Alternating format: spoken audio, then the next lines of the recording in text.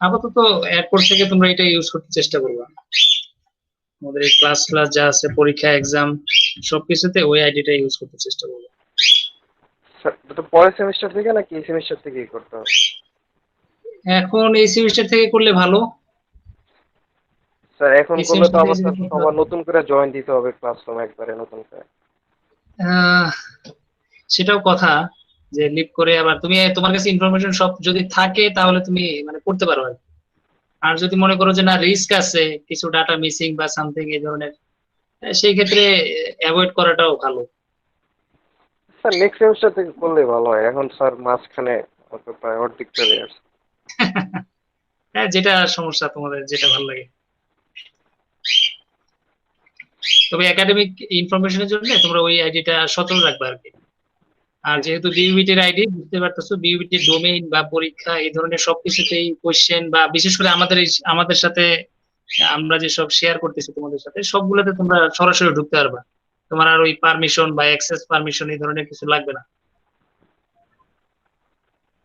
Okay sir, তাহলে try করে দেখতে হবে।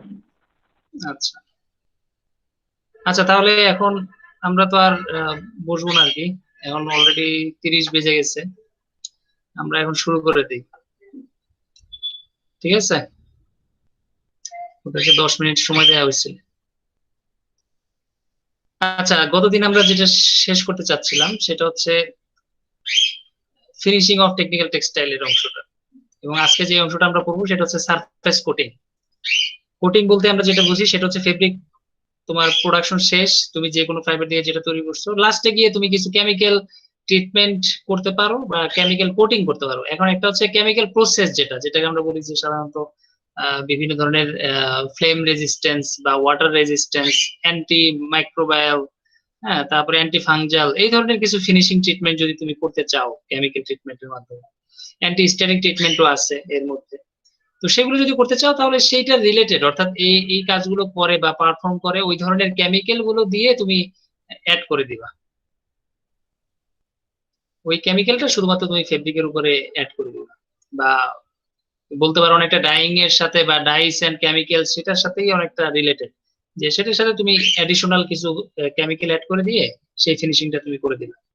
নর্মাল সবগুলো প্রসেসের ক্ষেত্রেই একটা নর্মাল ফ্লো চার্টে যদি আমি বলি তাহলে সেটা হচ্ছে কেমিক্যাল প্রসেসটা, অর্থাৎ যে কেমিক্যালটা তুমি দিচ্ছ সেটাকে ওয়াটার সলিউবল বা অন্যান্য সলভেন্টের মধ্যে অ্যাড করে দেন তুমি ওয়াটারটা রিমুভ করে ফেলবা ফেব্রিকে দেওয়ার পরে। দেন ফিক্সেশন করবা সেই কেমিক্যালটা যাতে ফিক্স হয় ফেব্রিকের মধ্যে। দেন বেকিং বেকিং বা হিট ট্রিটমেন্ট যেটাকে আমরা বলি হিট সেট, সেটা করে আমরা ফিনিশিং করে দিব, অর্থাৎ কেমিক্যালটা যাতে স্থায়ী হয় ওই ফেব্রিকের মধ্যে। আর যদি কোটিং করতে চাও, কোটিংটা সাধারণত বুঝতে পারতেছো যে আদার ম্যাটেরিয়াল, আদার, এবং এর মধ্যে যে কয়টা তোমার কেমিক্যাল আমরা এখানে নোট করছি সবগুলোই হচ্ছে রাবার টাইপ কেমিক্যাল। অর্থাৎ তুমি বলতে পারো যে সারফেসটাকে তোমার একটা রাবার কোটিং দিয়ে আমি মুড়িয়ে দিব, জড়িয়ে দিব, এবং আলটিমেটলি সেই ফেব্রিকটা আমরা অন্য কোনো পারপাসে ব্যবহার করবো।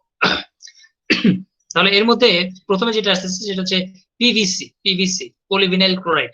সেটা হচ্ছে কি ফ্লেক্সিবল ট্রিটমেন্ট করার জন্য, ফ্লেক্সিবল রাবার। অর্থাৎ তুমি যদি বলো যে বেল্ট টাইপের যদি তুমি ফিনিশিং করতে চাও তাহলে সেই ধরনের জায়গায় তুমি পিভিসি কোটিংটা তুমি দিতে পারো।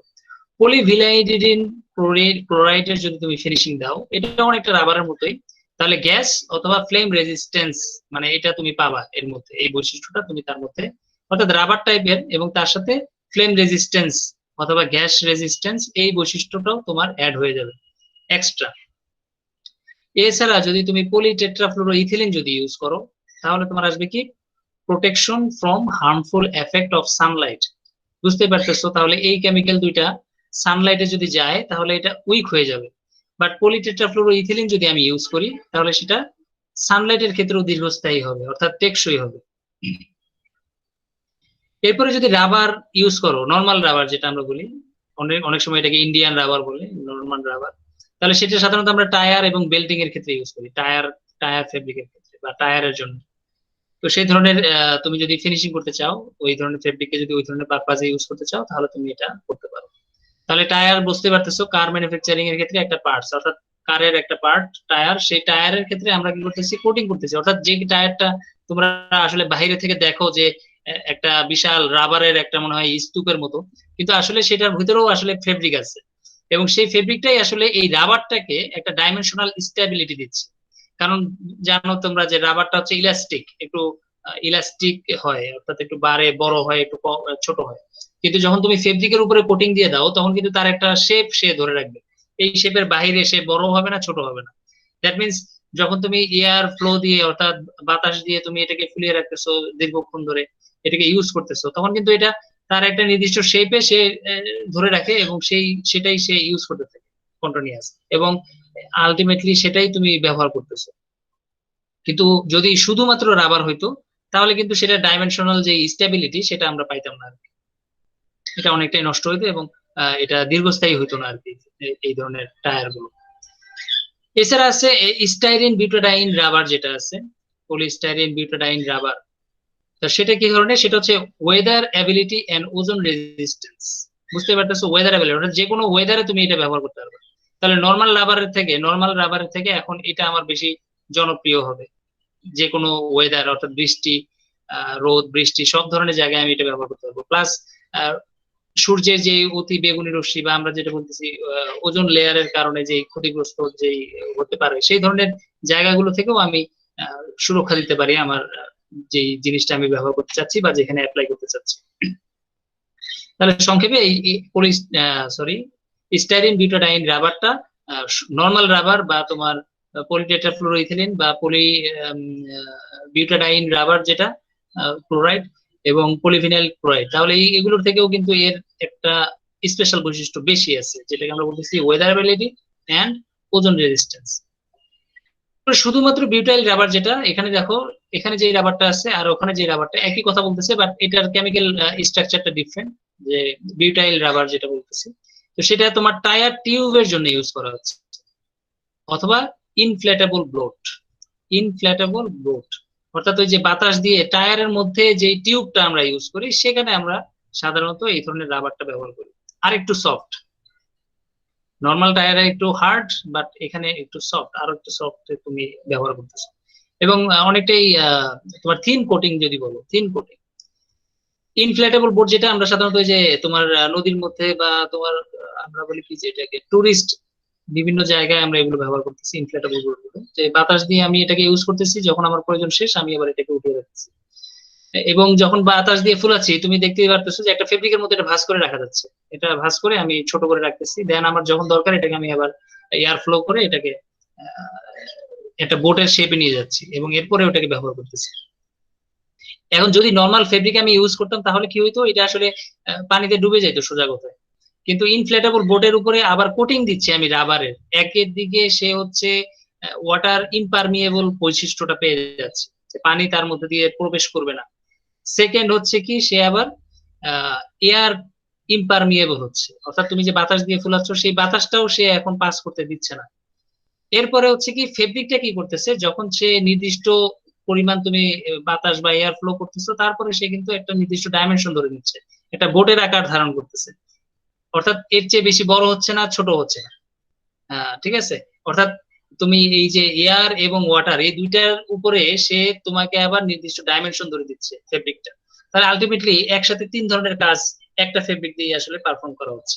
তাহলে এই ধরনের কোটিং গুলো খুবই ইম্পর্টেন্ট আর কি তোমার, বিশেষ করে টেকনিক্যাল পারপাসের জন্য। আরেকটা রাবার আছে, সেটাকে বলছে নিউপ্রেন অথবা পলিক্লোরোপ্রেন। হ্যাঁ, এর দুইটা নামই আছে।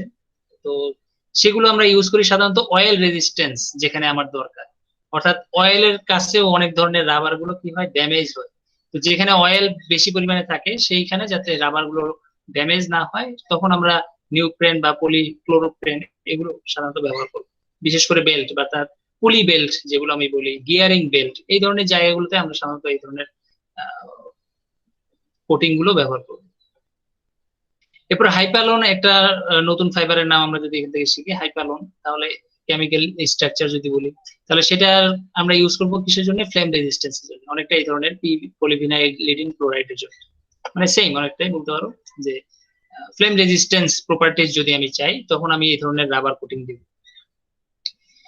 সিলিকন রাবার আমরা কখন ইউজ করব, যখন হাই প্রেসটা পরে আসি, অ্যাপ্লিকেশন বিটুইন দ্য -80 ডিগ্রি থেকে 250 ডিগ্রি সেলসিয়াস। তাহলে একটা টেম্পারেচার রেঞ্জের মধ্যে, অর্থাৎ প্রায় 0 ডিগ্রি থেকেও কম সেই ধরনের রেঞ্জ থেকে আমি হাই টেম্পারেচার রেঞ্জে যদি আমি এই ধরনের রাবার ইউজ করতে চাই, কোটিং ইউজ করতে চাই, বা ওই ধরনের ফেব্রিক আমি ইউজ করতে চাই, তখন আমাকে সিলিকন রাবারের সাহায্য নিতে হবে। অর্থাৎ এটা হাই টেম্পারেচারে অথবা লোয়েস্ট টেম্পারেচারে এটা অ্যাপ্লিকেবল, অর্থাৎ তার প্রপার্টিস খুব একটা চেঞ্জ হবে না, যেরকম তার পারফরমেন্স তুমি যে কোনো টেম্পারেচারে তুমি পাবা।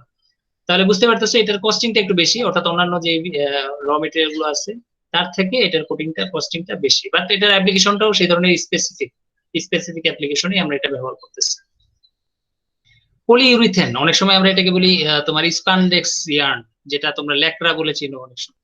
পলিইউরিথেন সেটা ইউজ করা হয় কখন? ওয়াটার অ্যাব্রেশন বা solvent resistance with good flexibility. বুঝতে পারতেছো অনেকটা ফেব্রিক লাইক, একেবারে রাবার থাকবে, ইলাস্টিক থাকবে, প্লাস একেবারে ফেব্রিক লাইক প্রপার্টিস তোমার এটার মধ্যে বিল্ড আপ হবে। বর্তমানে এটার ব্যবহার অনেক জায়গায় অনেক ভাবে করতেছে। তবে কোটিং আকারে যদি তুমি ইউজ করতে চাও, একেবারে কোটিং মানে কি বলবো, যে ফেব্রিকের উপরে আলাদা একটা কোটিং দিতে চাচ্ছ, আমি কোনো ইয়ার্ন ফর্মে আনতেছি না যে ফেব্রিকের মধ্যে ইয়ার্ন এক্সট্রা করে দিচ্ছি ওয়ার্পের দিকে অথবা ওয়েটের দিকে, না ওরকম না, এটা হচ্ছে কোটিং করব, আমি পলিইউরিথেন দিয়ে কোটিং করে দিব। তাহলে সেটা যদি আমরা করি তখন আমরা ওয়াটার অ্যাব্রেশন রেজিস্ট্যান্স এবং তোমার সলভেন্ট রেজিস্ট্যান্স প্রপার্টিসটা তার মধ্যে বিল্ড আপ হবে, অর্থাৎ ওই ফেব্রিকের মধ্যে উইথ গুড ফ্লেক্সিবিলিটি। তাহলে এখানে ফ্লেক্সিবল বলতেছি পলিভিনাইল ক্লোরাইডকে, আরেকটা আমি ফ্লেক্সিবল বলতে পারি যে পলিইউরিথেনকে। খুবই সফট এবং খুবই ইলাস্টিক, অর্থাৎ এটা ডাইমেনশনটা প্রায় হিউজ পরিমাণ তুমি বাড়াইতে পারো, 100 থেকে 200 বা 400% পর্যন্ত আসলে এটা ইলাস্টিক, এটা বড় হয় লেন্থে। এই ধরনের প্রপার্টিস তুমি চাইলে আপনি কি কোনো স্লাইড অন করছেন? হ্যাঁ, স্যার কেন দেখতেছি স্লাইড না কি স্যার। দেখা যাচ্ছে? প্রেজেন্ট নাও বলো কি? না এতক্ষণ কি স্যার না কোনো দেখেই স্লাইড করতেছো? দেখতেছি না স্যার। স্যার কোনো স্লাইড দেখা এতক্ষণ না যাচ্ছে না। দেখেই করতেছো, আমাকে বলো না কেন? স্যার আপনি, আমরা ভাবছি স্যার আপনি মেবি স্যার একটা জাস্ট রিডিং জাস্ট এমনি দিচ্ছেন স্যার। না না, রিডিং না তো, আমি তো স্লাইড এখানে পড়তেছি। কতদিন আমরা স্যার, যেখানে আমি ভাবলাম স্যার পড়তেছিলাম রিডিং সেখানে। করতেছেন স্যার। না না, রিডিং করিনি, আমরা যেটা করতেছিলাম সেটাই, গতকালকে আমরা শেষ করতে পারি নাই ওই অংশটাই। আচ্ছা এখন দেখা যাচ্ছে?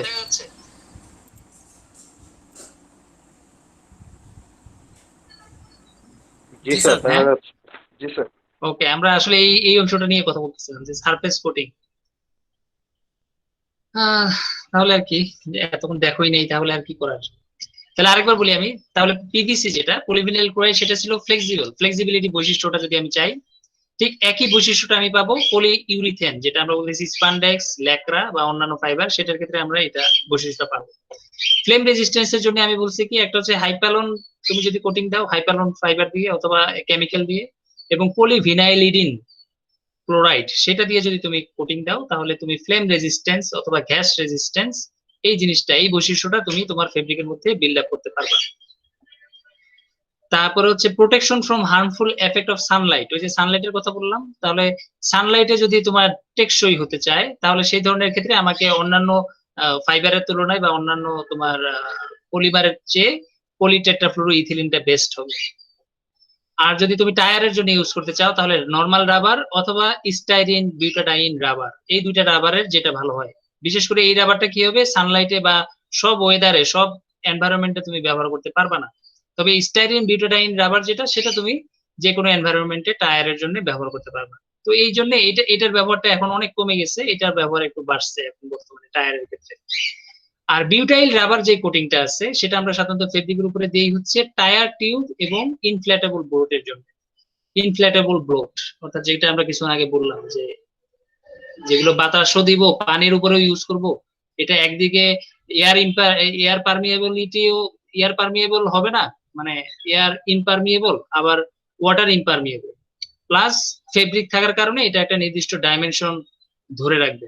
আবার তোমাকে যদি এই ধরনের ফিনিশিং এর কথা বলি, তাহলে যে প্যারাসুট যে ফেব্রিক গুলো আছে, প্যারাসুট ফেব্রিক অর্থাৎ সেটাও তুমি এটার মধ্যে নিয়ে আসতে পারো, যে প্যারাসুট ফেব্রিকের ক্ষেত্রেও তুমি এই ধরনের ফিনিশিং দিবা, যাতে বাতাসটাকে সে ধরে রাখে, গ্যাসটাকে ধরে রাখে।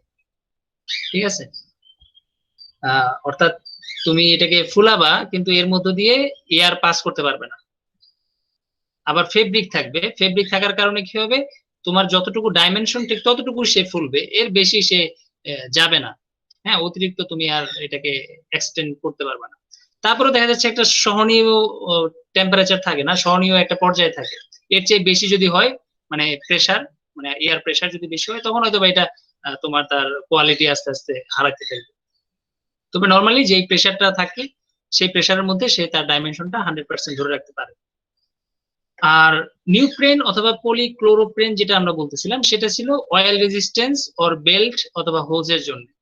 যদি অয়েল রেজিস্ট্যান্স, অর্থাৎ যেখানে সাধারণত অয়েল থাকে, যেসব জায়গায় তোমার মানে সবসময় অয়েলের উপস্থিতি বিদ্যমান, সেই সব জায়গায় যদি তুমি বেল্ট আকারে, বেল্ট বলতে আমি বুঝাচ্ছি যে ড্রাইভিং বেল্ট হিসেবে তুমি যদি ব্যবহার করতে চাও, তাহলে সেখানে যাতে ওই অয়েলের কারণে বেল্টের ক্ষতি না হয়, সেটা যাতে স্লিপারি না হয়ে যায়, পিচ্ছিল হয়ে না যায়, অর্থাৎ তার বৈশিষ্ট্যটা কি হবে, অয়েল রেজিস্ট্যান্স হবে, তার অয়েলের কারণে তার বৈশিষ্ট্য চেঞ্জ হবে না, সে যেরকম ছিল সেরকমই থাকবে।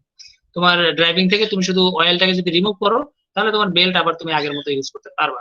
তবে অন্যান্য যে রাবার গুলো আছে সেগুলো কিন্তু এই অয়েলের কাছে গেলে তার কিছু কেমিক্যাল প্রপার্টিস চেঞ্জ হয়ে যেতে পারে, আলটিমেটলি সেটা আস্তে আস্তে তার ডিউরেবিলিটি বা তার অ্যাপ্লিকেশনটা সে হারাবে। এই জন্য এই সারফেস কোটিংটা খুবই, মানে এখানে একটা ইম্পর্টেন্ট পার্ট হিসেবে দখল করে আছে, যে বিভিন্ন জায়গায় বিভিন্ন ধরনের পারপাজে আমরা বিভিন্ন ধরনের কেমিক্যাল দিয়ে ফেব্রিকটাকে কি করতেছি, ফিনিশিং ট্রিটমেন্ট করতেছি বা কোটিং ট্রিটমেন্ট করতেছি। এটা ফিনিশিং, অর্থাৎ নর্মাল ফেব্রিকের উপরে আমি আরেকটা ম্যাটেরিয়ালের কোটিং করে দিচ্ছি। এই জন্য এই জায়গাটা হচ্ছে ডিফারেন্ট, সারফেস কোটিং, অর্থাৎ তোমার ততক্ষণ ধরে টেকনিক্যাল পারপাস ফুলফিল হবে না যতক্ষণ ধরে তুমি এই ফিনিশিং ট্রিটমেন্টটা না করতেছো। আলটিমেটলি টেকনিক্যাল টেক্সটাইলের একটা পার্ট হিসেবে এটা থাকবে। ঠিক আছে, এখন এই কোটিংটা কিভাবে করে, কয়টা মেথড আছে। প্রথমে বলছে কি লিক রোল। লিক রোল, আমি তোমার এখান থেকে যদি আমি একটু সরে যাই, তোমাদেরকে আমরা একটা বই সাজেস্ট করছিলাম।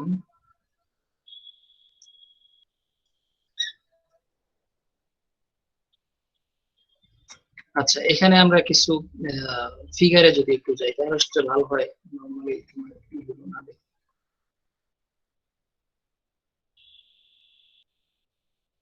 টাইম চলে গেছে।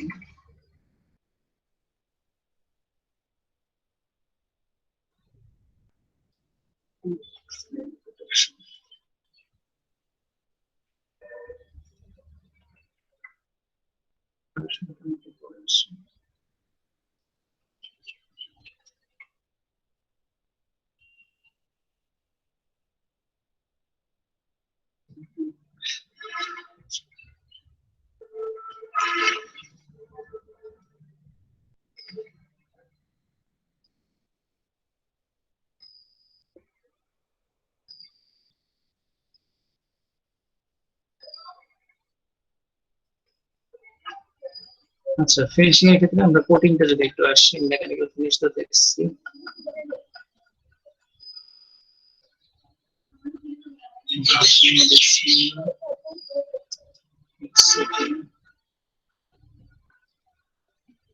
জাস্ট একটু যেহেতু লাইন ফিগার গুলো আমরা যদি একটু দেখি, তোমার মেকানিজম থেকে কোটিং অংশটা আর কি, কোটিং এর ক্ষেত্রে আমরা কিভাবে ফিনিশিংটা করবো। এই যেটাকে বলা হচ্ছে, এটাকে বলা হচ্ছে লিক রোল। হ্যাঁ, এটা রোলারের মধ্য দিয়ে যখন আমরা পাস করে নিয়ে যাব, রোলারটা লিকারের মধ্যে ডুবানো থাকবে আর ফেব্রিকটা ওখান থেকে কিছুটা লিকার টাচ করে নিয়ে যাবে, অর্থাৎ ফেব্রিকের সাথে কন্টাক্টে সে কিছু লিকার নিয়ে যাবে। এটাকে বলা হচ্ছে লিক রোল। অর্থাৎ কোটিং করার সময় এই ধরনের একটা প্রসেস আমরা ব্যবহার করতে পারি। হ্যাঁ, নর্মাল একটা মেশিন। ঠিক আছে, নাইফ অন এয়ার। নাইফ এখানে দেখা যাচ্ছে যে একটা নাইফ দিয়ে আমি ফেব্রিকের উপরে রাখছি, প্লাস এখানে কেমিক্যালটা আমি দিচ্ছি, কেমিক্যালটা বা তোমার যেই কোটিংটা তুমি দিতে চাচ্ছ। তাহলে নাইফটা কি করবে, একটা নির্দিষ্ট হাইট বজায় রাখবে, অর্থাৎ কেমিক্যালটাকে পাস করতে দিবে না এই হাইটের বেশি।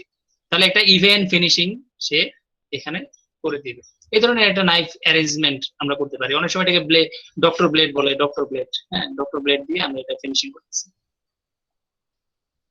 ঠিক আছে, এরকম একটা ফিনিশিং হতে পারে। তাহলে এটা তুমি ব্লেডের অনেক ধরনের সাইজ বা আকার আকৃতি হতে পারে, সেগুলো এখানে একটু দেখানো যাচ্ছে। অর্থাৎ ফিনিশিং এর ক্ষেত্রে আমরা এই ফিগার গুলো যদি একটু দেখতে চাই বা দেখতে চেষ্টা করি, আর তেমন কিছু নাই, মানে আর বলার মতো আর তেমন কিছু নাই। বাকিগুলো হচ্ছে সবই তোমার পরিচিত জিনিস, পরিচিত বলতে যেমন নাইফ কোটিং যদি যাও, গ্রেভার, গ্রেভার বলতে কোনটাকে বোঝায়? Engrave roller, engraved. Engraved roller বলতে রোলারের উপরে খোদাই করা থাকবে, সেখানে তোমার প্রিন্টিং পেজটা থাকবে যেখানে যেখানে দরকার। অর্থাৎ সব জায়গায় আমার হয়তো বা দেখা যাবে তোমার কোটিং এর দরকার নেই, কিছু কিছু জায়গায় তোমার দরকার। ঠিক আছে, অনেকটা প্রিন্টিং ইন্ডাস্ট্রির মতো, যে লোকালাইজড অ্যাপ্লিকেশন অফ কালার, সেই সেই ধরনের ডেফিনেশনকে আমরা এটাকে বলতে পারি, যে কিছু কিছু জায়গায় আমি কোটিং দিতে চাচ্ছি, তাহলে সেই জায়গাগুলো আমি সিলেক্ট করে এনগ্রেভড রোলার ইউজ করব এবং সেখানে আমি এটা দিব। আর এটা হচ্ছে rotary screen coating. Screen coating জানো তো, অনেক সময় যে প্রিন্টিং ইন্ডাস্ট্রিতে সবচেয়ে বেশি স্ক্রিন ইউজ করে। স্ক্রিন, একটা স্ক্রিনের মধ্যে একটা ডিজাইন করা থাকে, এরপরে পেজটাকে কি করে স্ক্রিনের উপর দিয়ে নিয়ে আসা হয়, আলটিমেটলি ওই জায়গাগুলোতে সে কি হচ্ছে, কোটিং হচ্ছে, অনেকটাই প্রিন্টিং ইন্ডাস্ট্রির মতো। হট মেল্ট কোটিং, তারপরে অনেকটা বলতে পারো থার্মোপ্লাস্টিক কোটিং। ওই যে তোমার ফেব্রিকের উপরে আমি আসলে প্রথমে কোটিংটাকে রাখবো, দেন একটা প্রেসার দিব এবং হিট দিব, একসাথে দুইটা, হিট এবং প্রেসার দুইটা দিয়ে আমি এটাকে গলিয়ে ফেলবো, তারপরে ফেব্রিকের মধ্যে এটাকে জয়েন করে দিব, এরপরে কুলিং করবো, বাস কোটিং হয়ে যাবে। ট্রান্সফার কোটিং কেমন? ট্রান্সফার কোটিং হচ্ছে প্রথমে একটা তুমি ফেব্রিকের মধ্যে না, একটা প্লাস্টিকের উপরে বা একটা অন্য একটা লেয়ারের উপরে তুমি কোটিংটাকে রাখবা, তোমার যেরকম দরকার, যেভাবে দরকার সেভাবে, সেই লেয়ারটাকে তুমি ফেব্রিকের উপরে নিয়ে যাবে। অনেকটা তুমি কি বলো, জল সাপের মতো না, জল সাপ বা অন্য ধরনের সাপে বা কপি করার যে মেশিন গুলো সেগুলোর মতো। তারপরে ওই পেজটা তুমি তখন ফেব্রিকের উপরে নিয়ে যাবা, ওই তোমার অংশটা। তারপরে তুমি হিট দিবা, দেন অ্যাডহেসিভ যদি দরকার হয় অ্যাডহেসিভ দিবা, দেন তুমি প্রেসার দিয়ে সেটাকে অ্যাড করে দিবা। অনেকটাই তুমি ট্রান্সফার প্রিন্টিং, এটাকে ট্রান্সফার কোটিং না বলে ট্রান্সফার প্রিন্টিং যদি আমি বলি, তাহলে সেই প্রিন্টিং মেথডের সাথে এটার রিলেশনটা সেম। ফিউজিবল ইন্টারলাইনিং, এটা সম্পর্কেও তোমরা একটু জানো, তোমাদের গার্মেন্টস এই ধরনের কথাগুলো ইউজ করে, ফিউজিং। হ্যাঁ, তাহলে কোটিং করতেছে কিভাবে বা জয়েন করতেছে কিভাবে? মাঝখানে লেয়ারটা দিচ্ছে, দুই পাশে মাঝখানে ফেব্রিক রেখে দুই পাশে লেয়ার দিচ্ছে, কোটিং এর লেয়ার, তারপরে ফিউজ করতেছে, মানে টেম্পারেচার দিয়ে প্রেসার দিয়ে এটাকে মেল্টিং এর মতো, অনেকটা মেল্টের মতোই, মেল্টিং এর মতো গলিয়ে দিচ্ছে এবং জয়েন্ট হয়ে যাচ্ছে একটা নির্দিষ্ট শেপে, নির্দিষ্ট আকৃতিতে, সেটা ফিনিশ হয়ে যাচ্ছে। তারপরে লেমিনেটিং আর ফিউজিবল প্রায় same. Laminating, fabric joining by adhesive environment friendly. তাহলে লেমিনেটিং করা অনেকটা আমরা সেটাকে বলতেছি। তাহলে লেমিনেটিং, ফিউজিবল, তারপরে তোমার মেল্টিং, হ্যাঁ, ট্রান্সফার কোটিং প্রায় কাছাকাছি, জাস্ট মেথডটা বা প্রসেসটা সামান্য ডিফারেন্ট, বাট সবগুলোকে আমি বলতেছি মেথড, এবং সবগুলোকে আমরা বিভিন্ন কোটিং এর জন্য ব্যবহার করতেছি।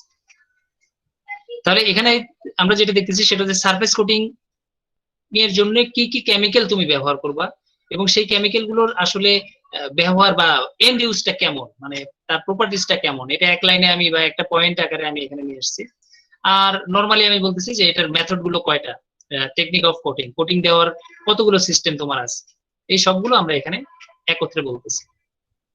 আমরা যেহেতু প্রিন্টিং বা ডাইং এই ধরনের লং প্রসেস গুলো তো এখন আমরা যাব না, আমরা এখন শুধুমাত্র নামগুলোই শিখতেছি, যে কয়টা টেকনিক আসলে ইউজ করা হয়। অলরেডি তোমরা এগুলো সম্পর্কে আসলে বিভিন্ন ভাবে মানে একটা না একটা সাবজেক্টে আসলে এগুলো পড়ছো, তো এই জন্য আমি আর এগুলোতে ডিটেইলসে যাব না। তবে তোমরা যদি চাও তাহলে এই চ্যাপ্টারটা একটু নজর দিতে পারো, একবার একটু চোখ বুলাইতে পারো। প্রিন্টিং এর ইনফরমেশন গুলো এখানে বেশি লেখা হয়েছে, নর্মাল তুমি কোটিং এর যে প্রসিডিউর তার থেকে তুমি দেখবা যে প্রিন্টিং বা লেমিনেটিং, ফিউজিং এই ধরনের টার্মস গুলোই বেশি এখানে ব্যবহার হচ্ছে। কারণ যেহেতু টেকনিক্যাল টেক্সটাইল হলেও ওইটার ফিনিশিং বা অন্যান্য জিনিসগুলো সেম, অন্যান্য যে ফেব্রিক বা অন্যান্য যে প্রসেস তার সাথে সেম, সিমিলার।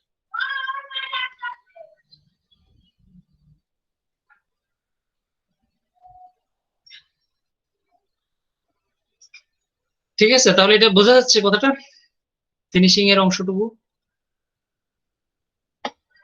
বা সরি কোটিং এর অংশটুকু।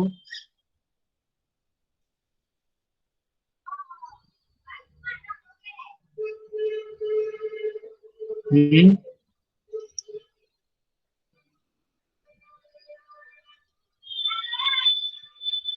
এটা তো জি পারা স্যার, যাবে নাকি? জি ওকে, স্যার, জি স্যার। এখন লাস্টে অর্থাৎ যেহেতু আমাদের ফিনিশিং বা অন্যান্য যে মেকানিক্যাল ফিনিশিং, তারপরে কেমিক্যাল ফিনিশিং এবং কোটিং, অর্থাৎ স্পেশালি কোটিং, তাহলে এই তিনটা অংশ যদি আমরা শেষ করি, এরপরে যেটা থাকে সেটা হচ্ছে কালারেশন। কালারেশন বলতে আমি ডাইস এন্ড পিগমেন্ট, অর্থাৎ ডাইং এন্ড প্রিন্টিং কি বুঝাচ্ছি, what is dyeing, what is printing. তাহলে নর্মালি তোমরা যা শিখছো এতদিনে, what is drying, what is printing, তারপর হচ্ছে তোমার what are the different dyes used for different fibre, এটা একটা। তোমাকে এটা যদি আমি একটু বলি, এখানে একটা পেজ আছে, তুমি এটা একটু নোট করে রাখতে পারো। পেজটা 191 পেজ। হ্যাঁ, কেটে দিচ্ছি।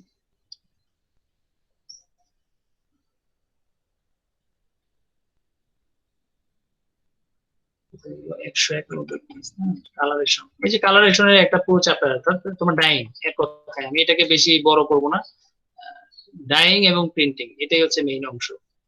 এখানে তোমার একটা জিনিস আছে, যে তোমার এই জিনিসগুলো, যে তুমি কোন ধরনের কেমিক্যাল ক্লাসের মধ্যে পড়তেছে, কোন ধরনের ডাইস তোমার ইউজ করবা তুমি, সেটা এখানে আমার জন্য যেটা দরকার সেটা হচ্ছে এই অংশটা 191 পেজের যে টেবিলটা আছে, যে কোন ডাইটা কোন ফাইবারকে তুমি ডাইং করার জন্য ব্যবহার করবে।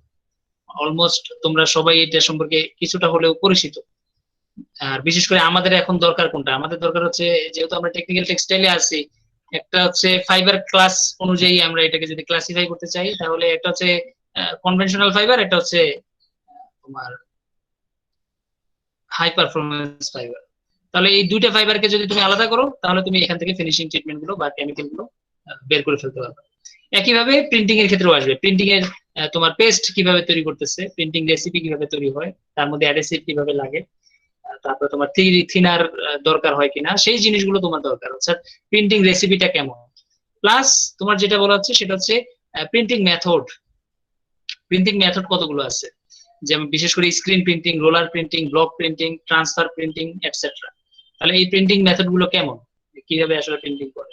আর ডাইং এর ক্ষেত্রে আমরা এখন এটাকে ভাগ করতেছি এই ধরনের কয়েকটা মেশিনের ক্ষেত্রে যদি আমরা ইউজ করি, যে জিগার মেশিন কোনটা, উইন্স মেশিন কোনটা, বিম মেশিন কোনটা বা বিম ডাইং কোনটা, তারপরে জেট ডাইং কোনটা, প্যাড ব্যাচ ডাইং কোনটা।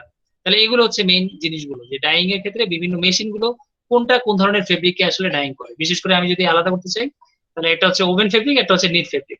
তাহলে এই মেশিন গুলোর মধ্যে কোনটা তুমি ওভেন ফেব্রিকে ইউজ করবে আর কোনটা তুমি নিট ফেব্রিকে ইউজ করবে। আর স্পেশালি কিছু আছে যেমন বিম ডাইং, হ্যাঁ, ইয়ার্ন ডাইং করা, প্লাস তোমার প্যাকেজ ডাইং, এই ধরনের কতগুলো স্পেশাল টাইপ অফ ডাইং আছে, যেটা ফেব্রিক হওয়ার আগেই হয়তো বা দেখা যাচ্ছে তুমি করতেছো বা ফিনিশিং করতেছো বা ডাইং করতেছো। তাহলে আলটিমেটলি পুরো ডাইং প্রসেসটাই এখানে শর্ট করে এখানে চলে আসবে, ডাইং এবং প্রিন্টিং। এখন এটার জন্য তোমাদেরকে আমি অলরেডি কিছু ভিডিও লিঙ্ক দিছি, যে মেশিন গুলো সম্পর্কে, যেহেতু আমরা ডাইং এর স্টুডেন্ট হিসেবে এখন পড়তেছি না, আমরা এখন যতটুকু পারি আমরা একটু দেখে নিব মেথড গুলো বা প্রসেস গুলো। তাহলে এখানে আমি কতগুলো লিঙ্ক তোমাকে দিছি, যে স্পেশালি ওভেন এবং নিট ডাইং এর ক্ষেত্রে কয়েকটা ভিডিও আমি তোমাদের সাথে শেয়ার করতে চাচ্ছিলাম, যে তোমরা এগুলো একটু বসে বসে দেখবা একটা একটা করে, যে মেথডটা কেমন, আসলে মেশিনটা দেখতে কেমন। অনেকটা ইন্ডাস্ট্রিয়াল ভিজিটের মতো বলতে পারো, যে আমরা একটা ইন্ডাস্ট্রিয়াল ভিজিট করবো এর মাধ্যমে, যে কয়েকটা মেশিন আমরা দেখবো যে এরা আসলে কিভাবে কাজ করতেছে। আর রেসিপি রেসিপি যা বলো, যে অরিজিনাল প্রসিডিউর কোনটা বা মেথড কোনটা, মেকানিজম কোনটা ডাইং এর, তাহলে সেক্ষেত্রে তোমাকে স্পেশালি এই ডাইস গুলো তোমাকে পড়তে হবে, যেটা আমরা সাধারণত তোমরা দেখবা যে ওয়েট প্রসেসিং 1 অথবা 2, আমার জানি না তোমরা কোনটাতে পড়ছো, মেবি 2 তে। ওয়েট প্রসেসিং 2 তে হয়তো তোমরা এই ধরনের ডাইস এর নাম শুনছো, যে acid die, basic die, reactive die, এগুলোর অ্যাপ্লিকেশন, হ্যাঁ, ডাইং প্রসিডিউর, ফ্লোচার্ট দিয়ে শিখছো, যে কতটা ডিগ্রি টেম্পারেচারে কতক্ষণ রাখবা, তারপরে কখন তুমি রিন্স করবা, কখন তুমি আবার এটাকে নামাবা, ঠিক আছে, শেড মিলবে কি মিলবে না, সেই ধরনের জিনিসগুলো তুমি এখান থেকে অথবা আরেকবার একটু রিভাইজ করে নিতে পারো তোমার নিজের জন্য। তবে স্পেশালি যেহেতু আমরা এখন বাংলাদেশে আছি, বাংলাদেশের ক্ষেত্রে যদি তোমাকে বলি, তাহলে তুমি কটন ফেব্রিকটা, বিশেষ করে কটন ফাইবারটা কিভাবে ডাইং করা হচ্ছে, তারপরে তোমার পলিস্টার ফাইবার 100% পলিস্টার কিভাবে ডাইং করা হচ্ছে, তারপরে তোমার উল আমরা এখনো ইউজ করি না, সিল্কটা তুমি একটু দেখতে পারো, সিল্ক কিভাবে ডাইং করতেছে, তারপরে নাইলন কিভাবে ডাইং করতেছে সেটা তুমি একটু দেখতে পারো। আর ভিসকোস ফাইবার যদি থাকে, ভিসকোস ফাইবার তুমি একটু দেখতে পারো সেলুলোজিক ফাইবারের মধ্যে। বাকিগুলো হয়তো বা তোমার লাগবে না। আর যদি কোনো কারণে জুট ইন্ডাস্ট্রি যদি আমাদের আবার ফেরত আসে, অর্থাৎ আমরা যদি আবার এটাতে গোল্ডেন সময় আমরা যদি ফিরে আসি, তাহলে হয়তো বা তোমার জুট ফাইবারটাও করতে হতে পারে। এই কয়েকটা ফাইবার যদি তুমি মোটামুটি রিভাইজ করো, আশা করবো যে তুমি যে কোনো ইন্ডাস্ট্রির জন্যই আপাতত সুইটেবল হয়ে যাবে আর কি, আমাদের বাংলাদেশের ক্ষেত্রে। আর বিদেশের ক্ষেত্রে আলাদা, বিদেশের ক্ষেত্রে তখন তোমার স্পেসিফিক হয়ে যাবে, যে কোনো একটা স্পেসিফিক ফাইবারের ক্ষেত্রে তোমার হয়তো চলে যেতে হবে। আর প্রিন্টিং ইন্ডাস্ট্রি তো সবচেয়ে বেস্ট, যেটা বুঝতে পারতেছি যে প্রিন্টিং ইন্ডাস্ট্রিতে যেহেতু ওয়াটার কনজাম্পশন সবচেয়ে কম, ওয়াটার কনজাম্পশন, এই জন্য এটা সবচেয়ে বেস্ট আমি বলবো ওয়াটার কনজাম্পশনের জন্য প্রিন্টিং ইন্ডাস্ট্রি। এনভায়রনমেন্ট পলিউশনটাও আমাদের এখানে কম হচ্ছে ডাইং ইন্ডাস্ট্রি থেকে। আর যদি তুমি এখান থেকে যদি দেখতে চাও, আমাদের একটা নতুন প্রিন্টিং চলে আসছে, হ্যাঁ নতুন একটা প্রিন্টিং মেশিন চলে আসছে। যদি আমি এটা একটু দেখি, ওদের নতুন একটা প্রিন্টিং মেকানিজম চলে আসছে। সরি অনেক ছোট দেখাচ্ছে।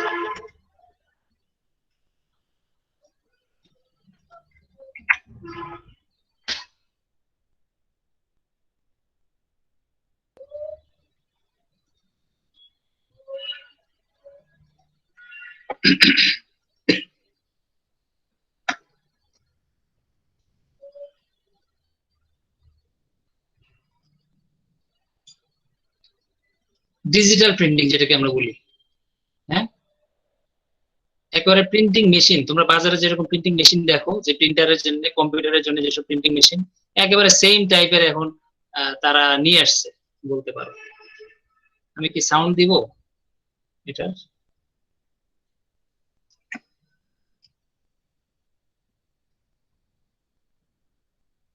একটু ক্লোজ করি আমার প্রেজেন্টেশনটা।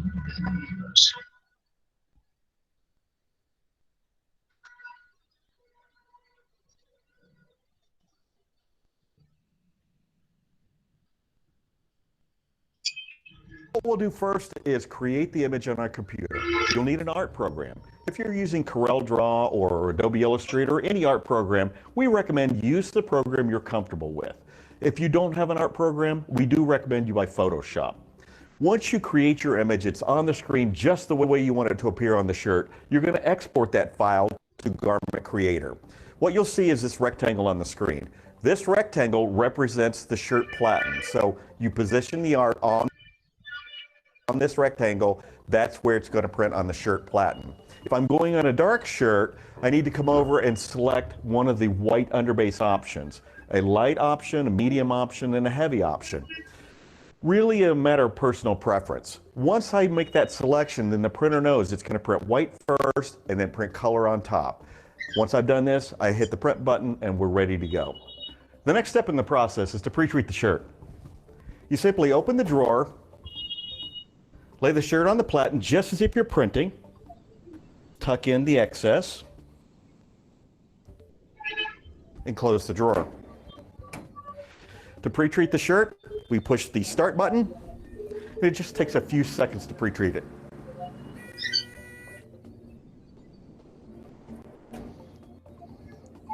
Once it's pre-treated, we want to dry the shirt on the heat press.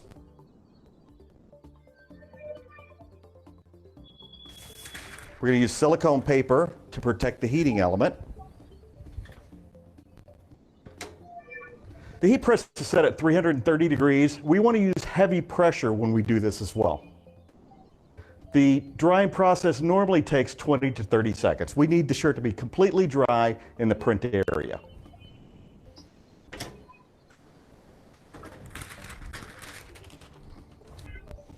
Our shirt is dry. We're ready to go to print. We'll remove the hoop, place the shirt on the platen. We want to check the sides to make sure that it's square on the platen. Replace the hoop, and we're ready to print.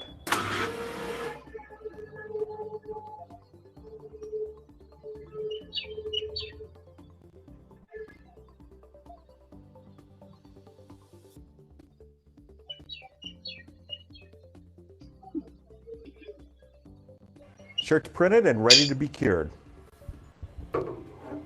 Remove the hoop. To cure the shirt, we place it on the heat press. We'll use silicone paper again. We're going to cure for 90 seconds with a dark shirt with white ink. We're set at 330 degrees with light pressure.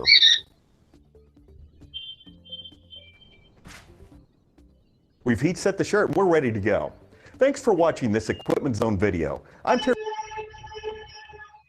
ঠিক আছে, nice. যে একেবারে printing machine, এক কথা যদি বলো, একটা printing মেশিনই হচ্ছে এটা, বুঝতে পারছো?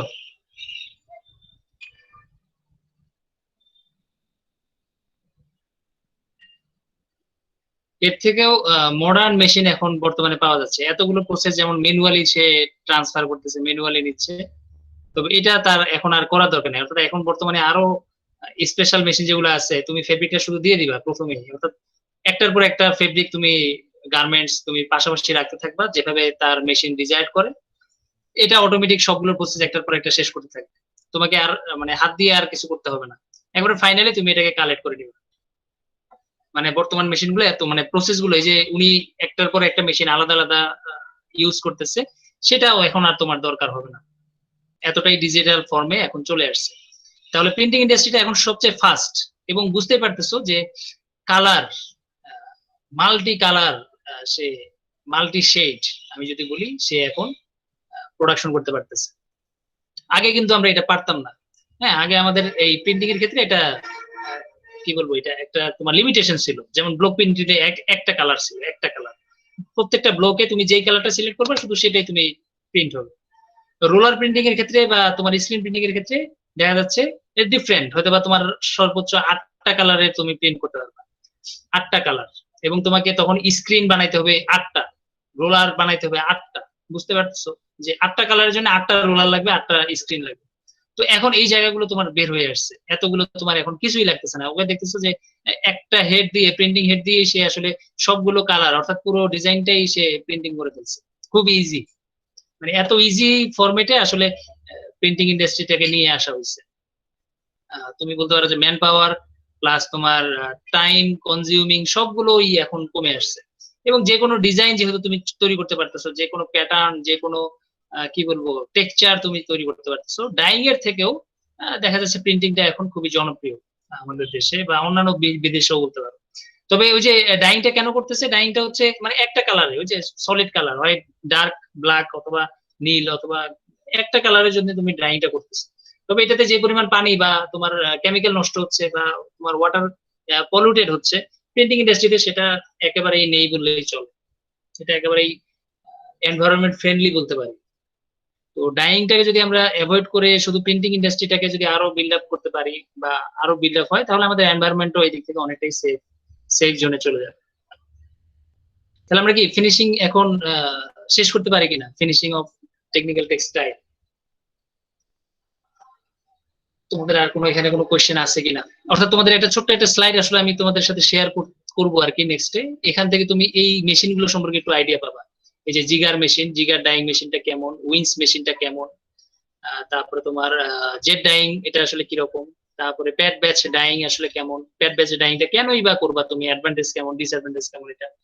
তারপরে হচ্ছে তোমার এই যে স্ক্রিন প্রিন্টিং, স্ক্রিন এই যে একটা স্ক্রিন রেখে দেন প্রিন্টিং করতেছে, এটা আসলে কেমন। ব্লক প্রিন্টিং এটা জানো যে তোমার বিভিন্ন 3 পিসে যে হাতের একটা ব্লকের মাধ্যমে সে প্রিন্টিং করতেছে, এটা আসলে কি জিনিস। তারপরে রোলার প্রিন্টিং অথবা তুমি স্ক্রিন প্রিন্টিং যেটা, ট্রান্সফার প্রিন্টিং ওই যে এখান এই পেপারটা থেকে ট্রান্সফার হয়ে তোমার টি শার্টে যাবে, তাহলে হিট ট্রান্সফার প্রিন্টিংটা কেমন। অনেকটা স্টিকার প্রিন্টিং এর মতো, স্টিকার থেকে আমি আমার গার্মেন্টস এ প্রিন্টিং করতেছি। তাহলে এই মেথড গুলো তুমি এক নজরে একটু দেখে নিতে পারবা এই স্লাইডটা থেকে। তাহলে সেটা তোমাদেরকে আমি একটু পরে শেয়ার করে দিব আর কি। তাহলে আমরা ফিনিশিং এর ক্ষেত্রে অর্থাৎ কালারেশনের ক্ষেত্রে বুঝতেই পারতেছো এটা পুরোটাই আসলে তোমার ওয়েট প্রসেসিং এর সাথে রিলেটেড। যারা ওয়েট প্রসেসিং এর সাবজেক্ট গুলো পড়ছো অ্যাটলিস্ট 1 2, আশা করবো যে এই অংশটা তোমরা নিজেরাই নিজেদের মতো করে অ্যান্সার দিতে পারবা। তো এই জায়গাটা থেকে তুমি what is dyes, what is pigment, difference between dyes and pigment, and what are the different methods of dyeing, ঠিক আছে, তারপরে ডিফারেন্ট মেথডস অফ প্রিন্টিং, এতটুকুই পড়লেই যথেষ্ট মানে আমাদের এই টেকনিক্যাল টেক্সটাইলের জন্য। মানে আমরা এতটুকু একটু রিভাইজ করে নিব নিজেদের মধ্যে, এর চেয়ে বেশি আমরা এখন আর রিভাইজ করব না। অর্থাৎ ইন্ডিভিজুয়াল সব ডাইস পড়া বা রিভাইজ করা এটা দরকার নেই। তবে যারা ডাইং এ যদি কেউ চাকরি করতে চাও বা ডাইং যদি কেউ পড়ো বা তোমাদের মধ্যে মেজর থাকে, তাহলে তোমাদের উচিত হচ্ছে এই জায়গাগুলো ভালোভাবে শেখা, ডাইং এবং প্রিন্টিং অংশটা। তবে আমরা আপাতত এই ছোট্ট একটা বা দুইটা কোয়েশ্চেন আমরা এখান থেকে নিজেরা একটু বসিয়ে লিখে নিব। তাহলে আমরা কি ফিনিশিং শেষ করতে পারি কিনা?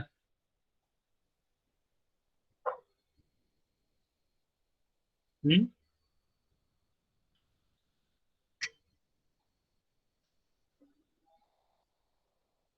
বুঝতে পারছি সবাই? জি স্যার, জি স্যার। কোনো কোয়েশ্চেন আছে? না স্যার, স্যার এই রিলেটেড জিনিসগুলো তো স্যার অনেক ইলাবোরেট করা স্যার। আপনি স্যার আমাদের নেক্সট ক্লাসে কয়েকটা কোশ্চেন দিয়ে দিয়েন স্যার, তাহলে স্যার আমাদেরকে মানে একটু করে পড়তে ভালো হবে, মানে আগের বারের মতো কোশ্চেন করে দিলে স্যার এভাবে একটু স্যার আমাদের জন্য ভালো হবে আর কি স্যার। কোন অংশটা যে এই ইলাবোরেট? চ্যাপ্টার মানে স্যার এই যেমন প্রি ট্রিটমেন্ট কোনটা কোন সাইড, এগুলো স্যার অনেকগুলো ডিটেলস তথ্য আছে না স্যার। তো এরকম থেকে মানে কোনো কোশ্চেন বা কিছু এরকম টাইপের সম্ভাব্য এরকম কিছু দিলে আমাদের জন্য একটু পড়তে ভালো হতো স্যার। এখানে শুধু আসলে এটা না স্যার, খুব বেশি ম্যাক্সিমাম। কোয়েশ্চেন হবে না, আমি যতটুকু আগে পড়াইছি তারপর থেকে কোয়েশ্চেন পরে আমি দিব, ঠিক আছে? আপাতত এই টপিকসটা তো ঠিক আছে নাকি? টপিকসটা এক পেজ, আমার স্যার ডকুমেন্ট টপিক এক ঠিক স্যার। পেজ, এই এক জি পেজ তো স্যার, বোঝানো গেছে এটা, ঠিক আছে? জি স্যার, জি আর স্যার। তোমাদেরকে বলছি এখানে কিন্তু এক পেজ লিখছি আমি, এখানে একটা পেজ লেখা হয়েছে, বাট তুমি বুঝতেই পারতেছো এই যে কালারেশন অফ টেকনিক্যাল টেক্সটাইল, এটা কিন্তু একটা চ্যাপ্টার, নট একটা পেজ। বুঝতে পারছো? এই যে Yes, sir. Colouration of technical textile এটা হচ্ছে চ্যাপ্টার 9। হ্যাঁ, এই চ্যাপ্টার 9 এটা। আর কিছুক্ষণ আগে যেটা আমরা পড়লাম কোটিং, কোটিং, ঠিক আছে? Yes, sir. এই কোটিং হচ্ছে আরেকটা চ্যাপ্টার। এর জন্যই স্যার একটু কোশ্চেন দিবেন ঠিক স্যার আছে? Next class. তো এটা হচ্ছে মেইন কথা, এই যে ফিনিশিং অফ টেকনিক্যাল টেক্সটাইল এটা একটা চ্যাপ্টার। ফিনিশিং যেটা আমরা মেকানিক্যাল ফিনিশিং বলছি, মেকানিক্যাল ফিনিশিং ওইটা একটা চ্যাপ্টার। আর এরপরে যেটা বললাম এই যে coating, coating of technical textile এটা একটা চ্যাপ্টার। দ্যাট মিনস তোমার এই পেজটার মধ্যে, এই পেজটার মধ্যে তোমার 3টা চ্যাপ্টার আছে। বুঝতে পারছি? তবে এই 3টে চ্যাপ্টার তো আমি এখন সব তো আর এত পড়া তো পড়ে শেষ করা যাবে না, অ্যাটলিস্ট পরীক্ষার হলে তো আমাকে লিখতে হবে। তো পরীক্ষার হলের জন্য তোমরা এখান থেকে ছোট করে নিজেদের মতো করে নোট করে নিবা যে ফিনিশিং অফ টেকনিক্যাল টেক্সটাইল এটা আসলে কি। যদি তোমাকে আমি বলি যে write down the finishing of technical textile, তার মানে হচ্ছে সবগুলোকেই তুমি সামারি করবা। দ্যাট মিনস এই যতটুকু আছে সবগুলোকে তুমি এক লাইন করে লিখলেই আসলে শেষ। এরপরে যদি তোমাকে স্পেশালি তোমাকে ছোট ছোট করে কোশ্চেন করা হয় যে what is calendering, what is raising, what is cropping, what is shrinkage মানে compressive compacting, what is heat setting বা স্ট্যান্ডারিং, তারপরে তোমাদেরকে গতদিন আমরা বলছিলাম হোয়াট ইজ সুইডিং, অথবা briefly explain the sueding, calendering or raising. Briefly মানে তুমি শর্ট একটা ছোট্ট নোট 5 থেকে 6 লাইন, একটা ছোট্ট একটা ডায়াগ্রাম যদি দিতে পারো দিলা। এরকম করে যদি তুমি এখান থেকে একটু শিখতে পারো যে ইন্ডিভিজুয়াল একটা একটা পয়েন্ট সম্পর্কে তুমি যদি কিছু লিখতে পারো, সেটা হচ্ছে বেস্ট। ঠিক আছে? এটা হচ্ছে সবচেয়ে বেস্ট যে তোমাকে ছোট ছোট শর্ট কোয়েশ্চেন এটা সম্পর্কে লেখো, এটা সম্পর্কে লেখো, এটা সম্পর্কে লেখো। কোটিং যেমন এখানে যতটুকু লেখা হয়েছে মোটামুটি অনেক কিছু এখানে আছে, মানে এর চেয়ে বেশি আর দরকারও নাই আমার। যে what is coating, what are the different technique of coating, মানে একটা ছোট্ট একটা কোশ্চেন এখান থেকে সেট করা যায় যে what is coating and what are the different technique of coating. আর একটা জিনিস বলা যায় যে তোমার এখানে এফেক্ট, হ্যাঁ এফেক্ট অফ ডিফারেন্ট কি coating, different types of coating. তাহলে এখানে তোমার অনেকগুলো টাইপ আছে, পিভিসি, পিভিডিসি, পিএফটিএফসি। তাহলে প্রত্যেকটার জন্য আমি পাশাপাশি একটা একটা করে নোট লিখছি যে এটা দিয়ে ফিনিশিং করলে বা কোটিং করলে কি ধরনের প্রপার্টিস তুমি পাবা, এটা দিয়ে করলে কি প্রপার্টিস পাবা, এটা দিয়ে করলে কি প্রপার্টিস পাবা। মানে আমি সংক্ষেপে যেটা দরকার আমি সেটা এখানে নোট করছি। তো তুমি এতটুকু একটু নোট করো বা এতটুকু শিখো যে তাহলে আমি এই ধরনের ফিনিশিং দিলে এই ধরনের এফেক্ট পাবো, এই ধরনের ফিনিশিং দিলে এই ধরনের এফেক্ট পাবো। তাহলে মোটামুটি তোমার একটা ছোট্ট একটা সামারি চলে আসবে যে তুমি যখন কোটিং দিতে যাবা বা সারফেস কোটিং করতে যাবা কোন ধরনের কেমিক্যাল তুমি চয়েস করবা তোমার ফিনিশিং এর জন্য, অর্থাৎ তোমার গার্মেন্টস এর জন্য অথবা তোমার টেকনিক্যাল টেক্সটাইলের জন্য। তাহলে অনেক তোমার অপশন অনেক, এখন কোন অপশনটা তোমার দরকার তুমি সেটা তাদের প্রপার্টিস ওয়াইজ যাতে সিলেক্ট করতে পারো। এতটুকু জানলেই আমার মোটামুটি শেষ। এরপরে বিস্তারিত মানে অর্থাৎ এটা যদি তোমার আরো ডিটেইলসে তোমার জানার দরকার হয় পরে তুমি এটা সম্পর্কে আবার স্টাডি করতে পারবে। তাহলে আপাতত আমরা এতটুকু রাখবো আর কি, কমন কোশ্চেনের মধ্যে এতটুকুই। অর্থাৎ এই একটা পেজ যদি তুমি একটু মানে বুঝা বুঝা পড়ো আর কি, আমি আশা করবো যে তোমার পুরো চ্যাপ্টার বা এই 3টা চ্যাপ্টারই আসলে এখানে চলে আসবে, ছোট করেই আসুক। হ্যাঁ, কারণ পরীক্ষার হলে তোমাকে আর এত বেশি করে তো আর কেউ চেতে পারবে না, তোমাকে ছোট ছোট কোশ্চেনই তোমাকে এখানে দেওয়া হবে। তাহলে আপাতত আমরা ফিনিশিং থেকে একটু বের হয়ে যাই, বইয়ের চ্যাপ্টার থেকেও যদি আমরা একটু বের হয়ে যাই। আজকে আমরা আরেকটা টপিকস পড়ে আমরা একটু শেষ করে দিব, ছোট্ট একটা টপিক, সেটা হচ্ছে অ্যাপ্লিকেশন এরিয়া বা ক্লাসিফিকেশন অফ টেকনিক্যাল টেক্সটাইল। এই একটা ছোট্ট জিনিস আমরা এখানে শিখে দেন চলে যাবো।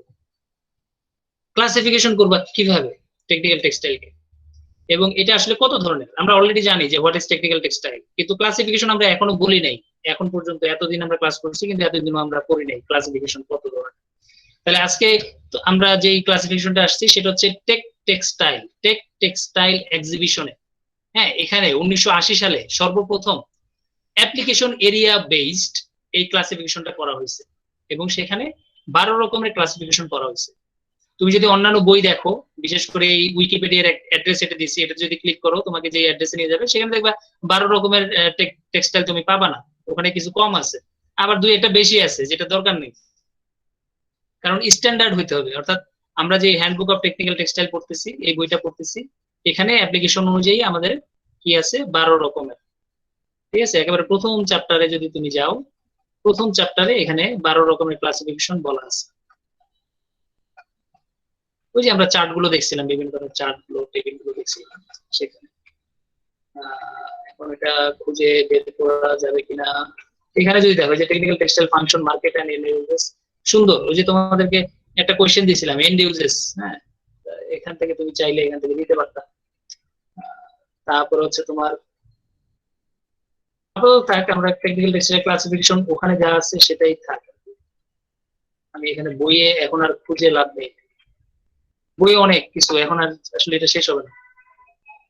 তাহলে ক্লাসিফিকেশন আমরা 12 রকমের শিখবো, যে 12 ধরনের ক্লাসিফিকেশন আছে এখানে। এখানে যদি তুমি দেখো এই যে 12 রকমেরই আমি লিখছি, তবে কথা হচ্ছে প্রত্যেকটার দুইটা করে নাম লেখা আছে, অ্যাগ্রোটেক অথবা অ্যাগ্রো টেক্সটাইলস, আইটেক অথবা কনস্ট্রাকশন টেক্সটাইলস, ক্লোথটেক অথবা ক্লোথিং টেক্সটাইলস, মানে দুইটা নামেই ডাকা হয়। আবার অনেক সময় ট্যাক্স বলা হয়, ট্যাক্স, ক্লোথিং ট্যাক্স। বুঝতে পারতেছি কথাটা? ট্যাগ না লিখে ট্যাক্স বলা হয়। আমরা একটু দেখি, আসলে এই যে উইকিপিডিয়াতে দেখবা এই আরেকটা নাম তারা অ্যাড করছে, অর্থাৎ এখন তোমার নাম হয়ে যাবে 3টা।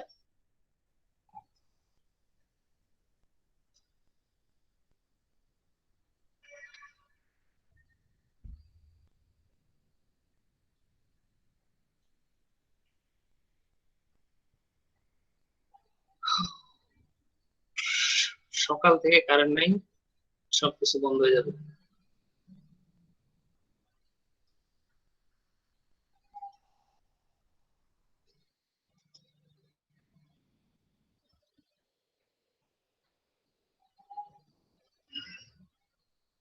আচ্ছা, এই যে দেখো এখানে বলছে কি sometimes spelled, sometimes these are sometimes spelled agrotex, build tax, clothing tax।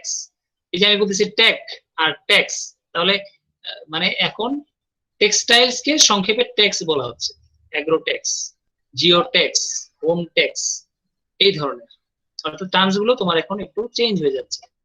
অর্থাৎ তুমি এখন যেই টার্মসেই লেখো না কেন, সেটা এই ক্লাসিফিকেশনের মধ্যেই চলে আসবে। তুমি যেটা ইউজ করো, যে কোনো একটা ফর্ম ইউজ করো, হয় টেক ইউজ করো, নয় ট্যাক্স ইউজ করো, নয়তো টেক্সটাইলস ইউজ করো, তোমার যেটা ভালো লাগে। তাহলে অ্যাপ্লিকেশন এরিয়া ওয়াইজ এতগুলো ক্লাসিফিকেশন করা হয়। এখন অ্যাগ্রোটেক কোনটা? অ্যাগ্রোটেক হচ্ছে যেগুলো আমরা সাধারণত এগ্রিকালচার রিলেটেড, হ্যাঁ, ল্যান্ড রিলেটেড, ফরেস্টিং রিলেটেড, তারপরে হর্টিকালচার রিলেটেড, গার্ডেনিং রিলেটেড, এই ধরনের এগুলো সবগুলোকে আমরা অ্যাগ্রোটেক বলতেছি, এগ্রিকালচার রিলেটেড। তাহলে এগ্রিকালচারে কি ধরনের টেক্সটাইল ইউজ করে, এখন তুমি একটু চিন্তা করো, এগ্রিকালচারে কি ধরনের টেক্সটাইল ইউজ করে, তাহলে সবগুলোই এখানে চলে আসবে। সংক্ষেপে তোমাকে এক্সাম্পল যদি বলা হয়, এক্সাম্পল তুমি কিভাবে দিবা?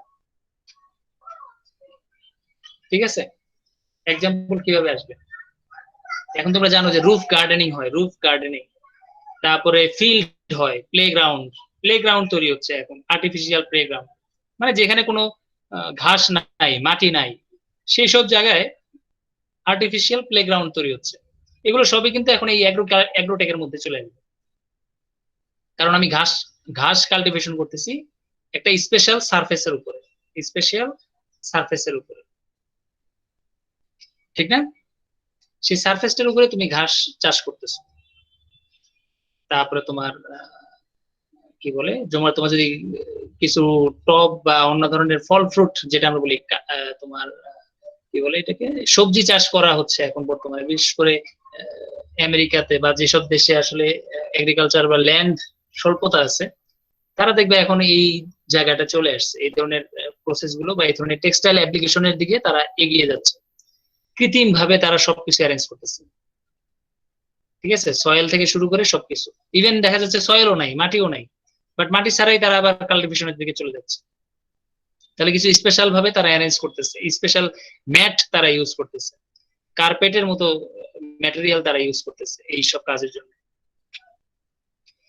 বিল্ড টেক বা বিল্ডিং বা আইটেক যেটা আমরা বলতেছি, কনস্ট্রাকশন টেক্সটাইল। তাহলে কনস্ট্রাকশনের ক্ষেত্রে এই যে সিভিল ইঞ্জিনিয়ারিং যারা আছে তারা যে ধরনের কনস্ট্রাকশন গুলো ইউজ করতেছে, হ্যাঁ, তারপরে আর্কিটেকচারাল ইঞ্জিনিয়ারিং যেগুলো ইউজ করতেছে, সেই সব জায়গায় তুমি যে ধরনের টেক্সটাইল গুলো ইউজ করা হচ্ছে সবগুলোকে আমরা এখন বিল্ড টেক বলতেছি। হ্যাঁ, বিল্ড টেক।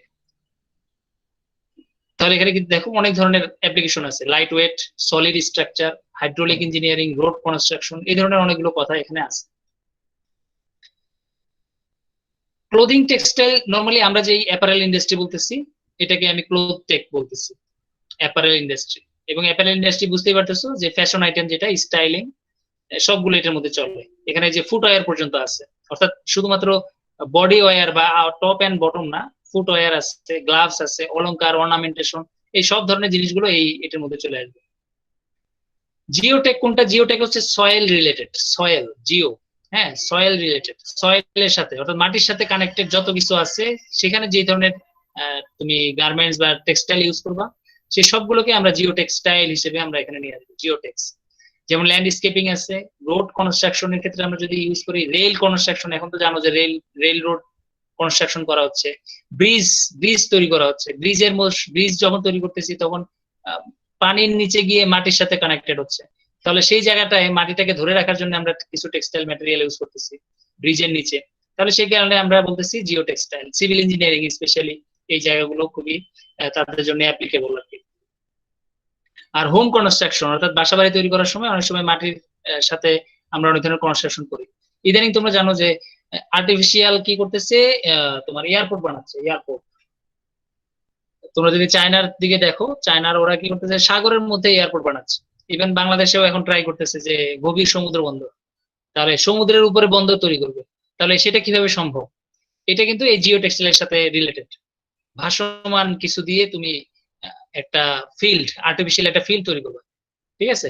বিদেশে তোমরা অলরেডি দেখো যে এয়ারপোর্ট পর্যন্ত আছে পানির উপরে, অর্থাৎ যেখানে সম্ভব না সেখানেও তারা অসম্ভবকে নিয়ে আসতেছে সম্ভব করে আর কি। তো সেই কাজগুলো কিন্তু এখন জিও টেক্সটাইলের অ্যাপ্লিকেশনটা অনেকটাই বিভিন্ন দেশকেই আসলে আকৃষ্ট করতেছে।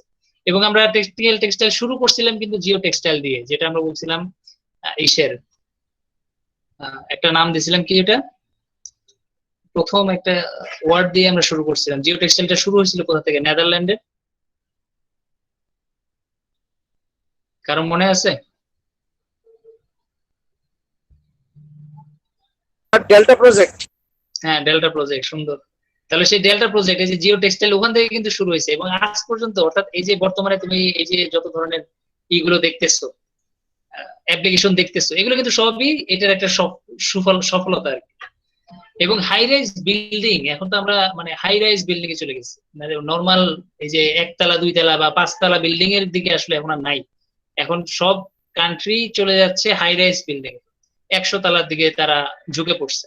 তাহলে এই ধরনের কনস্ট্রাকশন সাইট গুলো পুরোটাই কিন্তু এখন ধরে আসছে এই জিও টেক্সটাইল এবং বিল্ডিং টেক্সটাইল বা কনস্ট্রাকশন টেক্সটাইল, এই দুইটা টেক্সটাইল এখন সবচেয়ে বেশি অ্যাপ্লিকেবল হচ্ছে অ্যাপ্লিকেশন। তাহলে এটা পড়ে শেষ করতে পারবে না, অর্থাৎ এটা থেকে তোমরা যত খুঁজতে থাকবা, যত এটা নলেজ সার্চ করতে থাকবা, তত নলেজ তুমি এখানে পেতে থাকবে, আস্তে আস্তে নতুন নতুন করে আসবে। এবং এখানে ওই যে বললাম যে শুধুমাত্র টেক্সটাইল ইঞ্জিনিয়ার হইলে আর এখন হবে না, এখানে তোমার একজন আর্কিটেকচারও হইতে হবে, আবার একজন সিভিল ইঞ্জিনিয়ারিং ও হইতে হবে, আবার একজন কম্পিউটার সায়েন্সও হইতে হবে, আবার তোমার কি বলে এটাকে ইলেকট্রিক্যাল সায়েন্স, এই সবগুলো এখন এই সব টেকনোলজিতে চলে আসবে একজনের সাথে একজন। অর্থাৎ তুমি বুঝতে পারতেছো বিদেশে শুধুমাত্র টেক্সটাইল ইঞ্জিনিয়ারই কিন্তু কাজ করে না, ওদের সাথে অন্যান্য ইঞ্জিনিয়াররাও একসাথে মিলেমিশে কাজ করে। আমাদেরকে যেমন এখানে বাংলাদেশে কি হয়, আলাদাভাবে ট্রিট করা হয়, আলাদাভাবে দেখা হয় যে আমরা বোধহয় আলাদা, আমাদের সাথে মনে হয় অন্য কোনো ইঞ্জিনিয়ার মিলে না। হ্যাঁ, অনেকে বলে যে হ্যাঁ তোমরা কি পড়ছো, এটা তোমার কাজের না, এই ধরনের অনেক ধরনের মানে কথা বলে আর কি। তো এটা হচ্ছে ওদের না জানার কারণে ওরা বলতে থাকে। হ্যাঁ, আমাদের টেক্সটাইলটা যখন ওদের সাথে রিলেট হবে, তখন ওরা কুল কিনারা পাবে না কাজ করে। হ্যাঁ, তো এখন বর্তমানে যেমন মেকানিক্যাল ইঞ্জিনিয়ার বলতেছে হ্যাঁ তোমার জিও টেক্সটাইলের মেকানিক্যাল ছাড়া তো জিও টেক্সটাইলের তোমার জিও টেক্সটাইলের দাম আছে কিনা। হ্যাঁ, ইলেকট্রিক্যাল টেক্সটাইল বলবে যে হ্যাঁ আমাদের ছাড়া কি আপনাদের টেক্সটাইলের কোনো চলে কিনা। ভাই আমার টেক্সটাইল তো চালানোর জন্য আপনাদের দরকার। হ্যাঁ, আপনাদের ছাড়া তো আমি বলি নাই। কারণ আপনি কিভাবে চিন্তা করেন যে আমাকে ছাড়া আপনি চলতেছেন? ঠিক আছে।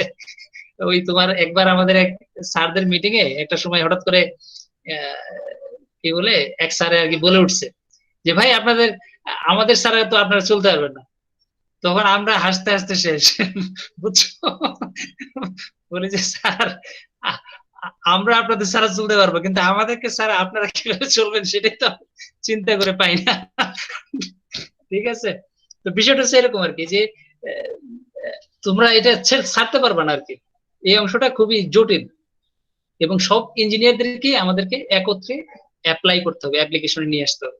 কারণ বাংলাদেশ যতদিন ধরে আমাদের সব ইঞ্জিনিয়ারদেরকে একত্রে না করবে, তাদেরকে সুযোগ না দিবে, যেমন তোমার যদি এখন পুলিশকে দিয়ে আমি সিভিল ইঞ্জিনিয়ারিং এর কাজ করাই, সিভিল ইঞ্জিনিয়ার দিয়ে যদি আমি বিসিএস ক্যাডারের কাজ করাই, টেক্সটাইল ইঞ্জিনিয়ারকে দিয়ে যদি আমি পুলিশের কাজ করাই, হ্যাঁ তারপরে আরেকজনকে দিয়ে যদি এটার কাজ করে, মানে উল্টাপাল্টা যদি আমি সব কিছু করতে থাকি, কারো নলেজ যদি ঠিক মতো আমরা ইউজ করতে না পারি, আলটিমেটলি এটা শেষ হবে না, ব্যবহার করা যাবে না এবং আমরা ওই ধরনের লক্ষ্যেও পৌঁছাইতে পারবো না। এখন আমরা কি করতেছি, আইটির দিকে যাচ্ছি। হ্যাঁ, আইটি বলতেছে আইটি। এখন আইটি শুধু আইটি কি করবে? ঠিক আছে, শুধু আইটি অর্থাৎ শুধু তুমি গ্রাফিক্স ইঞ্জিনিয়ার হইলা অথবা সফটওয়্যার ইঞ্জিনিয়ার হইলা, এখন তুমি সফটওয়্যার দিয়ে করবোটা কি? তোমার তো কাজ করতে হবে, এটা তো একটা প্রোডাকশন আসতে হবে। প্রোডাকশন যতক্ষণ ধরে না আসবে, তুমি ওই আইটি সফটওয়্যার বা ল্যাপটপের মধ্যে থাকলে বা একটা ডিভাইসের মধ্যে যদি লিমিটেড থাকে, এটা দিয়ে কোনো কাজ যদি করতে না পারি, তাহলে তো আর হচ্ছে না। ঠিক আছে। এই যে তোমাদের কিছুক্ষণ আগে আমরা যেটা দেখালাম তোমাকে, যে প্রিন্টিং মেশিনটা তারা ডেভেলপ করলো, যে আমরা একটা সময় কি করতাম, পেস্ট বানাইতাম, পেস্ট থেকে তারপরে আমরা সেটাকে হিট সেট করতাম, পেস্ট দিয়ে আবার স্ক্রিন বানাইতাম, রোলার বানাইতাম, তারপরে অ্যাপ্লাই করতাম। সেই কাজগুলোকে তারা কি করছে, কম্বাইন করে নিয়ে আসছে। তার মানে কি ওই ইঞ্জিনিয়ার গুলো কি বাদ হয়ে গেছে? না, তারা কিন্তু বাদ হয়নি, বরঞ্চ তাদের ফর্ম গুলো চেঞ্জ হয়ে গেছে। তারা এখন তাদের স্কিলটাকে অন্য লেভেলে নিয়ে গেছে, তাদের কাজগুলো এখন ডিফারেন্ট হয়ে গেছে। ওই কাজ শেষ হয়নি, বরঞ্চ ওইটা আরো মডিফাই হয়েছে, আরো মডার্ন হয়ে গেছে। তো দেখা যাক যে এটা কতটুকু আমরা অ্যাপ্লাই করতে পারি। জিও টেক্সটাইল বর্তমানে বুঝতে পারতেছি যে বাংলাদেশের জিও টেক্সটাইলটা, এই যে রোড কনস্ট্রাকশন করে, কয়দিন পর পর রোড ভেঙে যায়, রাস্তা ভেঙে যায়। হ্যাঁ, তারপরে তোমার বাড়ি বানাচ্ছে, বাড়িও ধসে যাচ্ছে, তারপরে এয়ার প্রুফ না, সাউন্ড প্রুফ না। হ্যাঁ, তারপরে হিট, মানে গ্রীষ্মের দিন অনেক টেম্পারেচার বেড়ে যায় তোমাদের বাসা বাড়ির মধ্যে।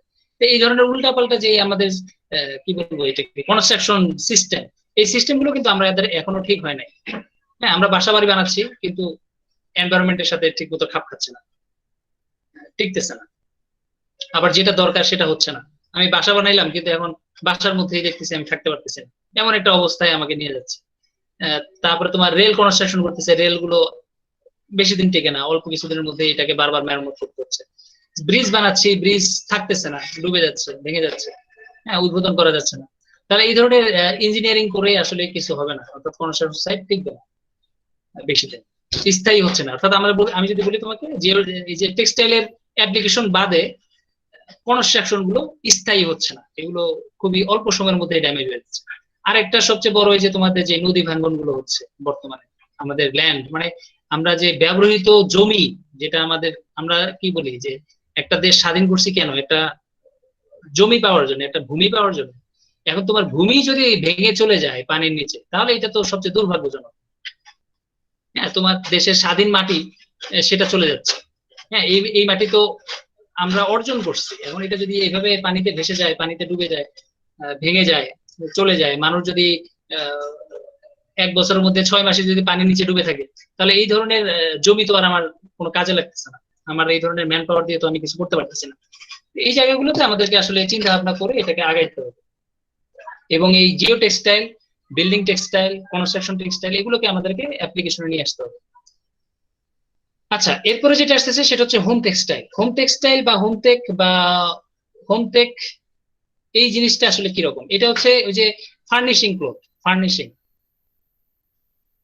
ডেকোরেশন টাইপের, যেমন কার্টেন, পর্দার কাপড়, বিছানার চাদর, বেডশিট, ঠিক আছে, ওয়াল ক্লথ, কার্পেট, তারপরে তোমার ডেকোরেশনের জন্য বিল্ডিং যদি তুমি সাজাতে চাও বিভিন্ন ধরনের, তারপরে তোমার যে রেস্টুরেন্ট সাজানোর জন্য আমরা যে ধরনের ইগুলো ইউজ করতেছি, সোফা সোফা বা যে ফার্নিচার গুলো আছে সেগুলোকে আমরা ইউজ করতেছি। ইদানিং তুমি বুঝতে পারতেছো কাঠের বিকল্প কাঠ চলে আসছে, এই যে বলতেছি পার্টেক্স পার্টেক্স চলে আসছে, হ্যাঁ, মালয়েশিয়ান উড চলে আসছে, বলতেছি কাঠের গুঁড়া থেকে আবার কাঠ বানাচ্ছে। তাহলে এই ধরনের জিনিসগুলো, ফ্লোর কভারিং, হ্যাঁ, এই সব জিনিস অর্থাৎ ফার্নিশিং যত আইটেম আছে সবগুলোকে আমি এখানে নিয়ে আসবো হোম টেক্সটাইল। ইদানিং তোমরা এই যে তোমার ই বললো যে স্যার বেতের বেতের যেই ফার্নিচার গুলো আছে সেগুলো এখন কিন্তু এই হোম টেক্সটাইলে চলে আসবে। কারণ শুধু বেত দিয়েই কিন্তু আসলে ফার্নিচার তৈরি করা হচ্ছে না, বেতের সাথে দেখা যাবে তোমার কিছু দড়ি বা পাটের জুট নিয়ে আসছে বা রশি নিয়ে আসছে, সেই ধরনের রশি বা যে ধরনের ইয়ার্ন গুলো বা ফেব্রিক গুলো নিয়ে আমরা আসলে আলটিমেটলি সেটাকে ইউজেবল করতেছি, বসার জন্য অ্যারেঞ্জ করতেছি, হেলান দেওয়ার জন্য অ্যারেঞ্জ করতেছি, ঝুলে থাকার জন্য অ্যারেঞ্জ করতেছি, দোলনা বানাচ্ছে। এই সবগুলো কিন্তু এখন এই হোম টেক্সটাইলে চলে আসবে। অর্থাৎ ক্লোদিং টেক্সটাইল অর্থাৎ অ্যাপারেল ইন্ডাস্ট্রি বাদে ডেকোরেশনের জন্য যত ধরনের আইটেম আছে ফার্নিচারের সাথে রিলেটেড সবগুলোই এখন তোমার এই হোম টেক্সটাইলে চলে আসবে, এবং এটা বিশাল মার্কেট। এবং বর্তমানে তুমি বুঝতে পারতেছো যে সবচেয়ে ডিজাইন বেশি হচ্ছে এই হোম টেক্সটাইলে, সবচেয়ে ডিজাইন ডেকোরেটিভ পারপাজে। এবং তোমরা ডিজাইন গুলো যদি দেখো সবচেয়ে বেশি এগিয়ে আছে এখন এইসব জায়গায় তুর্কি, ইরান, মানে তুরস্ক, ইরান, তারপরে তোমার পাকিস্তান, ওরা আসলে এই জায়গাটায় সবচেয়ে বেশি, অর্থাৎ হাতের কাজ বা যে আমরা বলতেছি কারুশিল্প অথবা তোমার কি বলে এটাকে হস্তশিল্প, এই জায়গাটায় ওরা সবচেয়ে দক্ষ এখন বর্তমানে ফার্নিশিং ক্লোদিং এর ক্ষেত্রে। আমাদের ক্ষেত্রে তো আমরা বুঝতেই পারতেছি যে আমরা আস্তে আস্তে সরে গেছি বা আমরা আস্তে আস্তে এই শিল্পটাকে ধ্বংস করছি, অর্থাৎ যতটুকু ছিল তাও নাই আর কি, এক কথা যদি বলি। আর ওরা এখনো তাদের ট্রেডিশন, যেটাকে এটা সবচেয়ে বড় যদি ওয়ার্ড ইউজ করি তাহলে হচ্ছে ট্রেডিশনাল গার্মেন্টস বা ট্রেডিশনাল আইটেম, এটা ওরা ধরে রাখছে এবং ওরা সেই মার্কেটটাকে লিড করতেছে বর্তমানে সারা ওয়ার্ল্ড ওয়াইড তারা তাদের এই গার্মেন্টস গুলো বা এই আইটেম গুলো কি করতেছে তোমার এক্সপোর্ট করতেছে। এক কথা বলতে পারো টপ ক্লাস আর কি, 1+1। একদিকে এটা পরিশ্রম করতে যেমন খরচ হয় তেমনি এটার কিন্তু প্রাইসও অনেক বেশি, তারা ইনকামও অনেক বেশি করতেছে। ওকে, তারপর হচ্ছে ইন্ডাস্ট্রিয়াল টেক্সটাইল নিয়ে আমরা আগেই বলছিলাম, তর্কও করছিলাম যে একসময় ইন্ডাস্ট্রিয়াল টেক্সটাইলটাকেই টেকনিক্যাল টেক্সটাইল বলতো। তাহলে এই যে এখন এটাকে একটা সাব গ্রুপে রাখা হয়েছে, 6 নাম্বার গ্রুপ, হ্যাঁ, অ্যাপ্লিকেশনের ভিত্তি থেকে ইন্ডাস্ট্রিয়াল টেক্সটাইল। তাহলে ইন্ডাস্ট্রিতে যেগুলো হয় যে তোমার ফিল্ট্রেশন, ক্লিনিং, হ্যাঁ, ক্লিনিং প্রোডাক্ট, কেমিক্যাল বা ইলেকট্রিক্যাল ইনসুলেশনের জন্য আমরা যেগুলো ব্যবহার করতেছি, মেকানিক্যাল ইঞ্জিনিয়ারিং এর জন্য যেগুলো ব্যবহার করতেছি, সেগুলো সবগুলোকে আমরা ইন্ডাস্ট্রিয়াল টেক্সটাইল হিসেবে বলতেছি, এবং এটা একটা সাব গ্রুপ হিসেবে বর্তমানে আছে। এটার সাথেই আমরা ওই যে 80 বছরের আগে, মানে 1980-র আগে এটা নিয়ে আমরা তর্ক করতাম, এখন এটা অনেকটাই সাব গ্রুপে চলে আসছে। মেডিকেল টেক্সটাইল নিয়ে তো বলার কিছু নাই, মেডিকেল টেক্সটাইল বুঝতে পারতেছে এখন হাইজেনিক প্রোডাক্টের মধ্যে কেমন ডিমান্ড বা আসলে এটার অ্যাপ্লিকেশন কেমন, তোমার জীবন বাঁচানোর জন্য সবচেয়ে গুরুত্বপূর্ণ একটা সেক্টর। এবং বর্তমানে এই যে মানুষকে যে লাইফ সাপোর্ট দিয়ে রাখতেছে, একবার মুমূর্ষ রোগীকেও দেখা যাচ্ছে ধরে রাখা হচ্ছে, এই পুরোটাই এখন মেডিকেল টেক্সটাইলের একটা ভূমিকা। যার কিডনি নেই তাকেও আমরা অনেকদিন ধরে বাঁচায় রাখতে পারতেছি, যার ফুসফুস নেই, যার হাত নেই, পা নেই, যার নাক নেই, চোখ নেই, সবকিছু আমরা আর্টিফিশিয়ালি, হয়তো বোঝা যাবে না যে এটা নকল, বাট আমরা এটাকে তার রিপ্লেস করতে ট্রাই করতেছি। ঠিক আছে, মোটামুটি অনেক ক্ষেত্রেই সফল, একমাত্র ওই যে যেটা আমরা বলি যে জীবন বাদে আর কি, জীবনটা হয়তো বা দিতে পারবে না, বাকি সবই হয়তো বা তারা এখন নিয়ে আসতে চাচ্ছে। মোবাইল টেক যেটা আমরা বলতেছি, মোবাইল টেক এই অংশটা হচ্ছে ট্রান্সপোর্ট, এক জায়গা থেকে আরেক জায়গায় যাওয়ার জন্য যে ধরনের ম্যাটেরিয়াল গুলো আমরা ব্যবহার করতেছি, টেক্সটাইল আইটেম, সেটা এটার মধ্যে কিরকম আছে, যেমন এই যে অটোমোবাইলস মানে গাড়ি, এয়ারক্রাফট বিমান, শিপ জাহাজ, বোট সবকিছু, রেলওয়েজ, তারপর হচ্ছে এয়ারোস্পেস অর্থাৎ নবমণ্ডলে যেখানে যাচ্ছি একেবারে নভোচারী, সব জায়গায় ট্রান্সপোর্ট রিলেটেড যত ধরনের টেক্সটাইল আছে সবগুলোকে আমি মোবাইল টেক বলতেছি।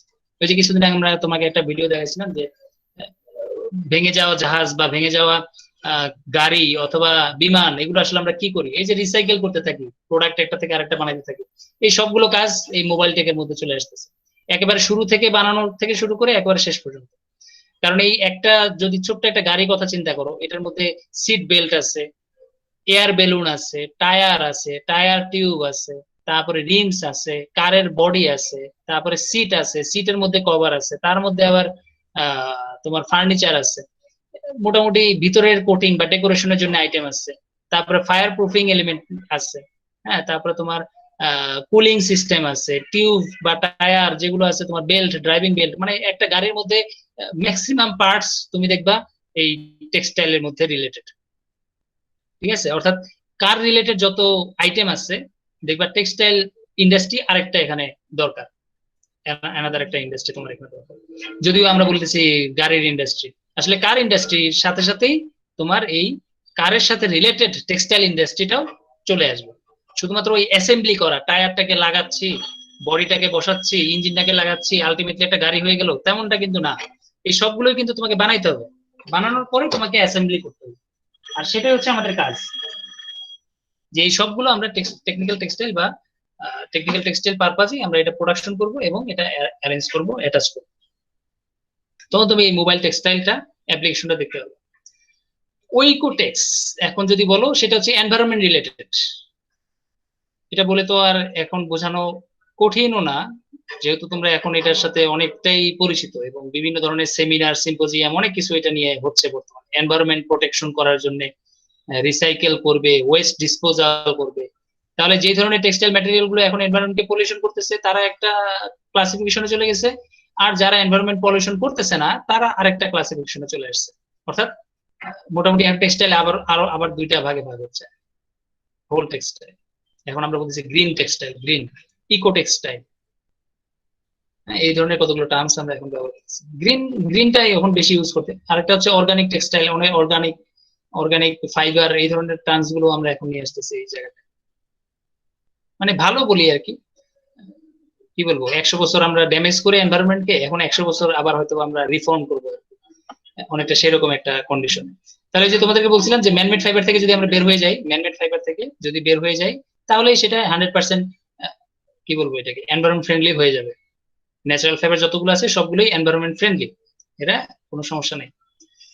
প্যাকটেক নরমালি প্যাকেজিং এর ক্ষেত্রে ব্যবহার হয়, প্যাকেজিং, হ্যাঁ, প্যাকেজিং রিলেটেড, র্যাপিং, তারপরে তোমার যে ডেকোরেশনের জন্য যে গিফট কার্ড, গিফট ব্যাগ, এই ধরনের যেগুলো আমরা ব্যবহার করতেছি সবগুলোকে আমরা এখানে নিয়ে আসবো।